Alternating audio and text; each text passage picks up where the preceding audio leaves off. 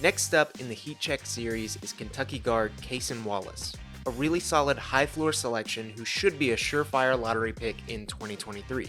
He was tied for the 8th ranked recruit overall in the 2022 high school class per RSCI and was one of the headliners this year for a pretty lackluster Kentucky squad that won one tournament game. He's a combo guard standing around 6'3", 6'4"-ish, 185 pounds. He averaged 11.7 points, 4.3 assists, 3.7 rebounds, and 2 steals per game while shooting 45% from the field, 35% from beyond the arc, and 76% at the line.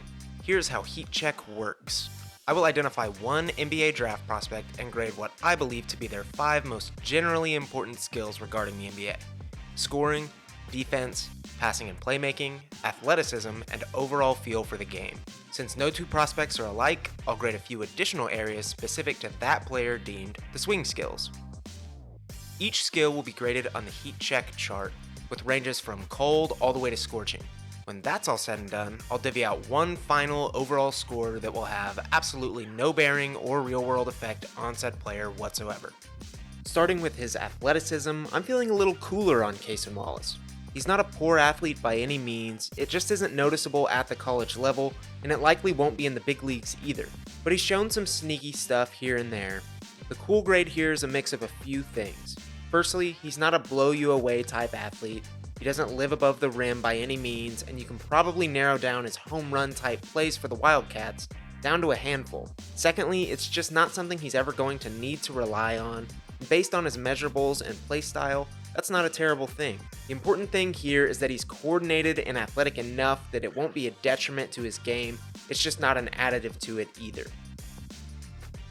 I'm feeling a grade of warm on Cason Wallace's scoring.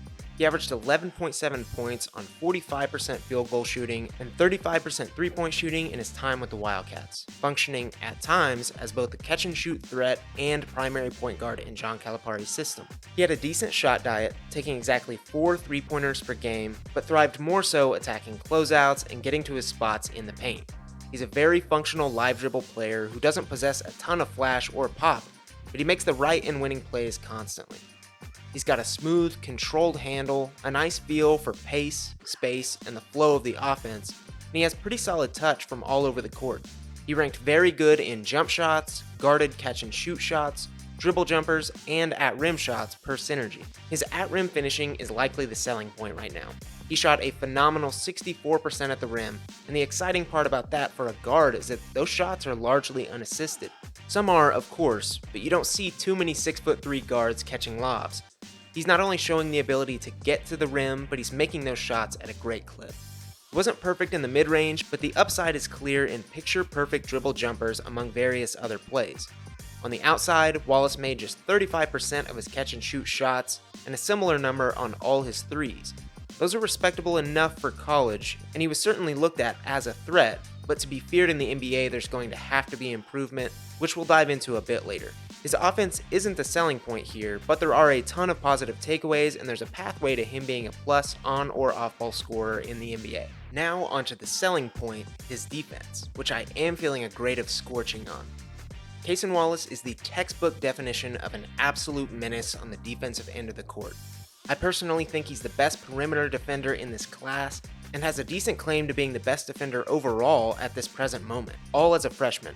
Just watch him go to work on some of these plays. Despite being only 6'3", 6'4"-ish, he looks to have a solid wingspan which allows him to play much bigger on defense than he is.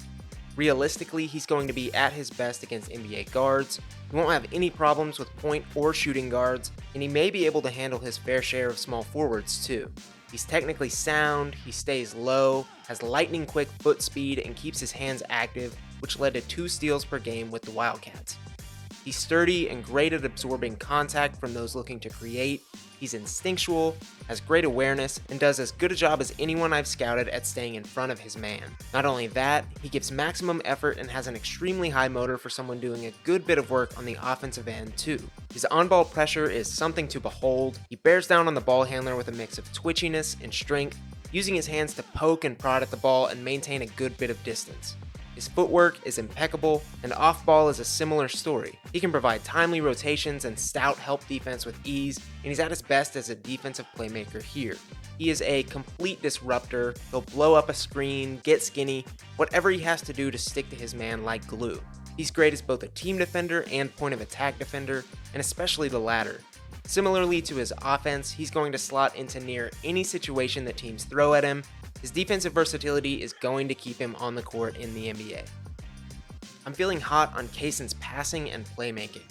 I was dangerously close to giving him a warm grade here, and I think there's a few important distinctions in his game that I'll get into. Firstly, he's a great passer. He's great at keeping the ball moving within the flow of the offense, he's really good in set actions, and he's shown some ability to adapt on the fly as a playmaker as well.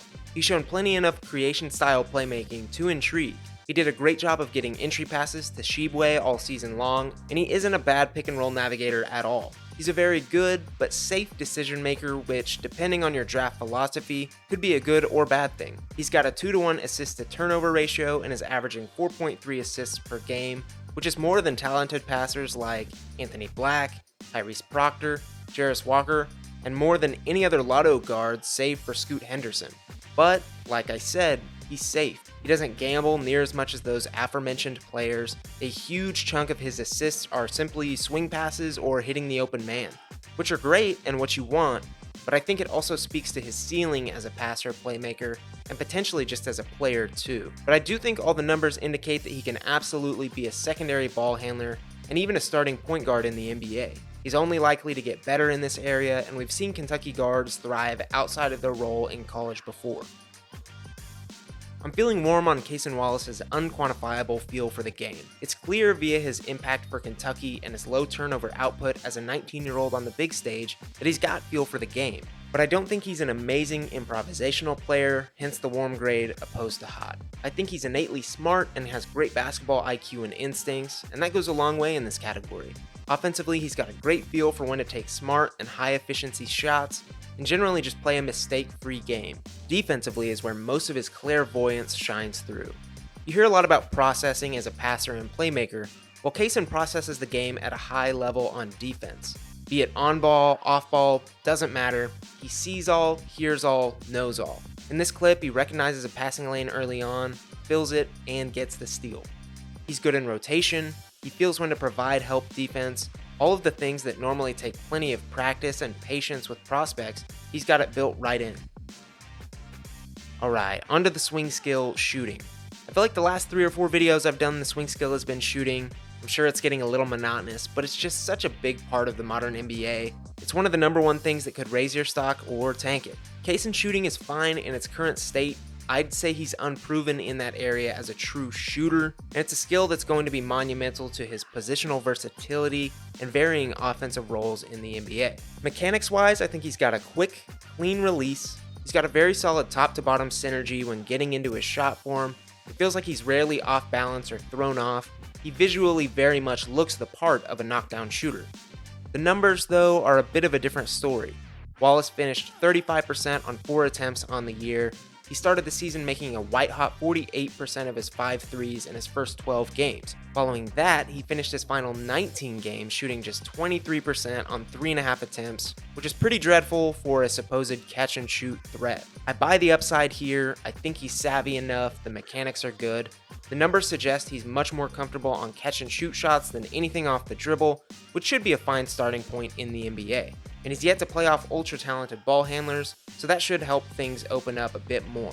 I don't know that I'd buy any stock in terms of him being some pure shooting guard coming off screens and knocking down shots at a high clip, but we've seen worse shooters improve throughout their career, and I think he can get to a respectable number. NBA development and spacing should do the trick here. The grade. I'm feeling a grade of 8.1 on Cason Wallace. He's not going to be as flashy as Keontae George, Nick Smith Jr., Anthony Black, the list goes on, but I would be absolutely shocked if 5 years into this thing, he's at the very bottom of that list.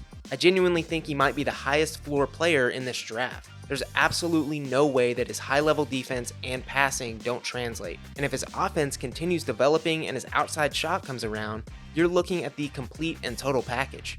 He's a true tweener combo guard, not in the sense that he can't play either position, but that he can flex to both and bring real skills at both positions, making him a highly valuable asset for teams in need of guard depth across the board. Want him to play point guard? Sure. Get after it on defense while spotting up? You bet.